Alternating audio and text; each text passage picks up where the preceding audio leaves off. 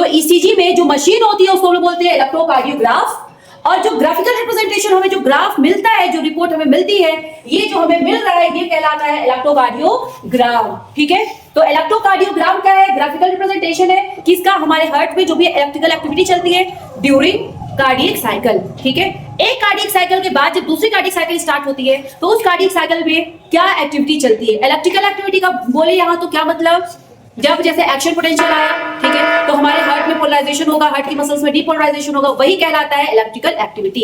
अब एक चीज तो हमेशा याद रखना कि नॉर्मल स्टेज में हम एट्रियल की जो वॉल्स है या जो वेंट्रिकुलर वॉल है वो पोलराइज्ड स्टेज में होती है। नॉर्मली किस स्टेज में होती है? नॉर्मली ही होती है पोलराइज्ड स्टेज में। ठीक है, जैसे तुम लोगों ने कंडक्शन ऑफ नर्व इंपल्स पढ़ा था, वहां पर हम लोगों ने देखा था कि पोलराइज्ड स्टेज में होती है। जैसे ही एक्शन पोटेंशियल होता आता है, एक्सॉन की मेम्ब्रेन जो होती है वो डिपोलराइज हो जाती है। सेम उसी तरीके से यहां पर भी सबसे पहले जो एट्रियल की वॉल्स है वो नॉर्मल स्टेज में होती है, जिसको हम लोग बोलते हैं पोलराइज्ड स्टेज। जैसे ही ऐसे नोड एक्शन पोटेंशियल जनरेट करता है, जो एट्रियल्स की वो जो वॉल है, राइट एट्रियम और लेफ्ट एट्रियम की जो वॉल है वो एक्साइटेड हो जाती है, जिसको हम लोग बोलते हैं एक्साइटेशन या डीपोलराइजेशन ऑफ एट्रिया। एक्साइटेशन बोलो चाहे डीपोलराइजेशन ऑफ एट्रिया। तो पोलराइजेशन के बाद डीपोलराइजेशन कब आएगा? डीपोलराइजेशन तब आएगा जब एक्शन पोटेंशियल आता है। तो सबसे पहले एट्रियल की जो वॉल्स है वो कॉन्ट्रैक्ट करती है, तो सबसे पहला आता है एट्रियल कॉन्ट्रैक्शन। ठीक है, और कौन सी एट्रियल? दोनों एट्रियल क्या हो जाती है? कॉन्ट्रैक्ट हो जाती है। तो ग्राफ में भी जो पी वेव होता है ये रिप्रेजेंट करता है कॉन्ट्रैक्शन ऑफ बोथ द आर्टरिया। इसे कॉन्ट्रैक्शन को हम बोलते हैं डीपोलराइजेशन ऑफ बोथ द आर्टरिया, और कॉन्ट्रैक्शन को हम लोग टर्म देते हैं सिस्टोल। तो पी वेव क्या रिप्रेजेंट कर रहा है? Atrial systole. क्या रिप्रेजेंट कर रहा है? एट्रियल सिस्टोल रिप्रेजेंट कर रहा है। ठीक है, सबसे पहले एट्रियल में सिस्टोल होगा। अब जब एक्शन पोटेंशियल नीचे की तरफ जाता है बंडल ऑफ फिश के थ्रू, परकिंजे फाइबर के थ्रू, जब वेंट्रिकल्स की वॉल्स में जाता है तो वेंट्रिकल्स की वॉल भी एक्साइटेड हो जाती है। अब वो भी क्या हो जाएंगे? पोलराइज्ड स्टेट से डीपोलराइज हो जाएंगे। तो अब नेक्स्ट क्या हो जाएगा?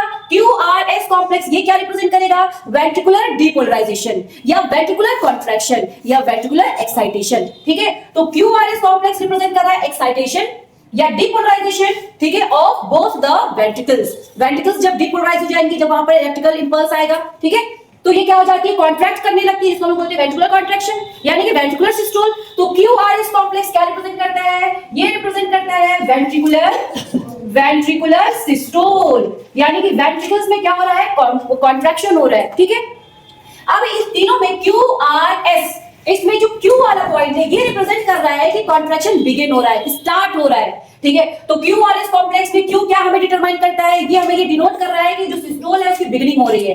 देखो यहां पर मैंने लिखा है marks the beginning of ventricular systole. बिल्कुल याद रखना है कि QRS कॉम्प्लेक्स में जो Q वाला पॉइंट होता है वो हमें बताता है कि जो कॉन्ट्रैक्शन है वो स्टार्ट हो रहा है। ठीक है, अब ये तो हो गया वेंट्रिकुलर सिस्टोल। वेंट्रिकल्स क्या हो चुके हैं? कॉन्ट्रैक्ट। अब वो जब धीरे धीरे रिलैक्स होती है ना, तो जो टी वेव है ये हमें रिप्रेजेंट कर रहा है कि जो वेंट्रिकल्स है वो अब कॉन्ट्रैक्टेड स्टेट से कहां जा रही है? रिलैक्स स्टेट में।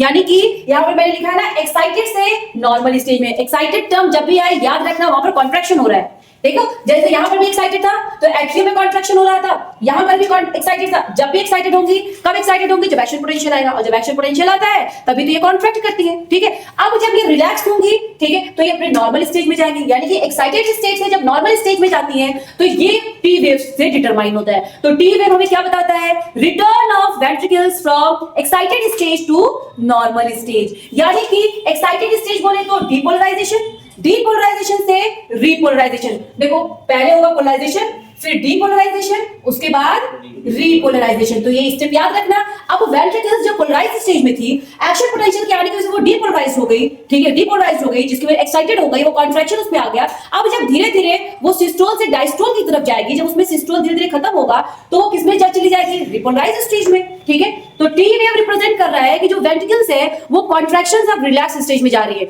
वो एक्साइटेड स्टेज से नॉर्मल स्टेज में जा रही है, वो डीपोलराइजेशन से रिपोलराइजेशन में जा रही है। ठीक है, तो T wave represents return of ventricles from contracted stage, from excited stage to normal stage. तो धीरे धीरे वेंट्रिकल्स क्या होती है? रिलैक्स होती है। ठीक है, तो जो डीपोलराइज्ड स्टेट था वो धीरे धीरे रिपोलराइजेशन में कन्वर्ट होता है। ठीक, अब टी वेव का जो एंड होता है यहां, ये रिप्रेजेंट कर रहा है कि जो वेंट्रिकल्स है वो बिल्कुल उनमें जो सिस्टोल था वो बिल्कुल खत्म हो चुका है। ये रिप्रेजेंट कर रहा है एंड ऑफ वेंट्रिकुलर सिस्टोल, यानी कि वेंट्रिकल्स में जो कॉन्ट्रैक्शन है उसकी एंडिंग हो चुकी है, यानी कि अब कॉन्ट्रैक्शन खत्म हो चुका है, वेंट्रिकल्स बिल्कुल रिलैक्स हो चुकी है। ठीक है, यहां से यहां तक टी वेव रिप्रेजेंट कर रहा है कि जो वेंट्रिकल्स कॉन्ट्रैक्ट थी वो धीरे धीरे रिलैक्स हो रही है। ठीक है, टी वेव की जो एंडिंग है वो डिटरमाइन कर रहा है कि जो वेंट्रिकल्स में जो सिस्टोल था वो खत्म हो चुका है। तो मैंने लिखा है टी वेव का जो एंडिंग है it marks the end of ventricular systole and Q wave marks the beginning of ventricular systole. बहुत इंपॉर्टेंट टर्म है।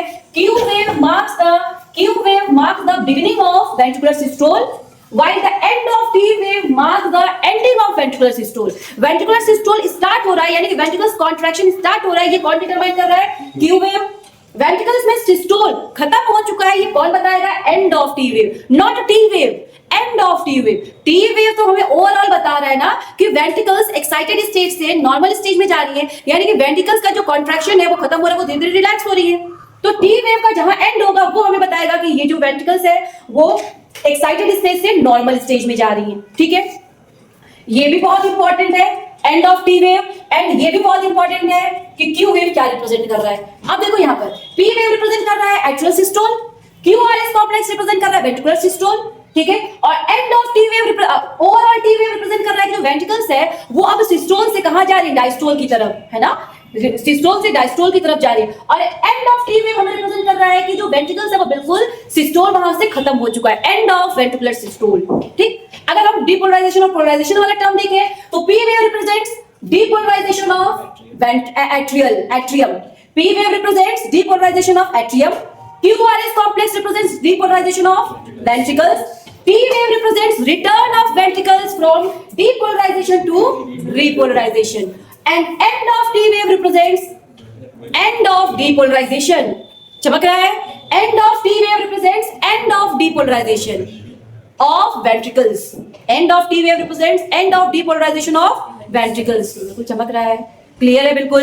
देखो पी वेव रिप्रेजेंट करेगा एट्रियम में क्या हो रहा है? कॉन्ट्रैक्शन, एट्रियम में क्या हो रहा है? Excitation, atrial systole. Overall QRS complex represent कर रहा है कि वेंट्रिकल्स में क्या हो रहा है? कॉन्ट्रैक्शन, वेंट्रिकल्स में क्या हो रहा है? Excitation, overall ventricular systole. ठीक, टी वेव क्या रिप्रेजेंट कर रहा है? वेंट्रिकल्स जो है इनमें जो सिस्टोल है वो धीरे धीरे खत्म हो रहा है, यानी कि इसमें क्या हो रहा है? वेंट्रिकल सिस्टोल से डायस्टोल की तरफ जा रहा है, यानी एक्साइटेड स्टेज से नॉर्मल स्टेज की तरफ जा रहा है।